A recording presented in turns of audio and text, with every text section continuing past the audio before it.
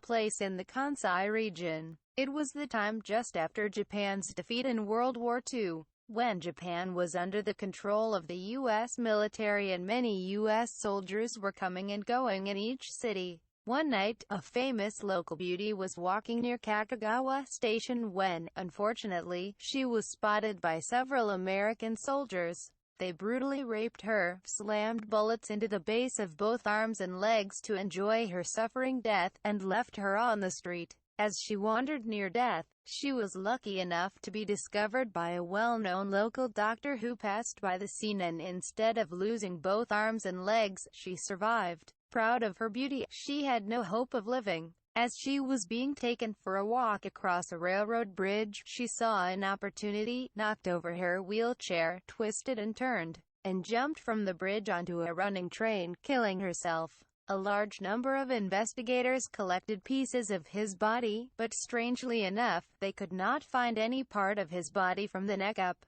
Within a few days, the incident had faded from people's memories, due to the chaotic post-war period. The incident occurred one day a few months later. People who were fine in the morning began to die strange deaths in the same day. When this happened in one household, it would happen in the next neighborhood. The police began to get involved in earnest, and after interviewing the families where the deaths had occurred, they noticed a strange commonality. The deceased always said on the morning of the day of death that they had seen a strange light at night yesterday. The incident was actually reported in the newspapers at the time, and everyone panicked. A task force was set up to solve the case. One of the police officers noticed something when he drew a line on a map connecting the homes where the incident occurred. The curves were becoming the shape of a torso without arms and legs, and without a head. This naturally led to a prediction as to where the next incident would take place. So, we informed the residents that anyone who saw the light should report it to the police.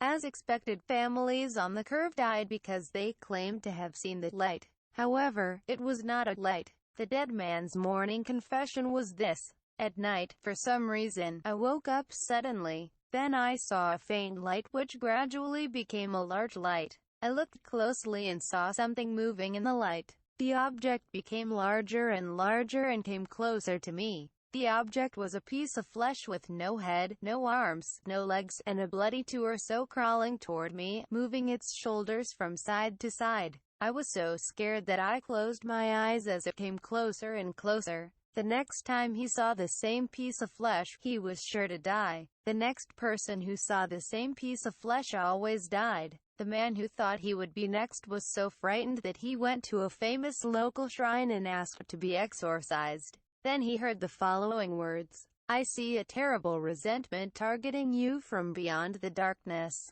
It is a grudge that no amount of exorcism can wipe out. There is nothing we can do. If there is only one way to protect you, do not close your eyes when a piece of meat crawls toward you, and shout, 'Kasimasan, Kasimasan, Kasimasan' 3 times to invoke the god of this shrine." That night the pieces of meat were still crawling toward me, but I was so terrified that I desperately opened my eyes and chanted, "Kasimasan, Kasimasan, Kasimasan" 3 times. Then the piece of flesh crawled around the man and disappeared. I do not know if the man is still alive after that.